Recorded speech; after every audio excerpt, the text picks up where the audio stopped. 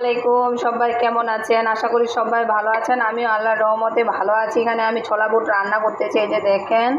আর মিষ্টি প্রেমী ভাই বোনেরা, আপনারা কে কে মিষ্টি খেতে পছন্দ করেন অবশ্যই আমাকে একটু কমেন্টে জানাবেন। এখানে তো মিষ্টি আছে আর এখানে দুধ আছে। আমি চা বানাবো। আজকে সকালের নাস্তাটাই আপনাদের সাথে শেয়ার করতেছি।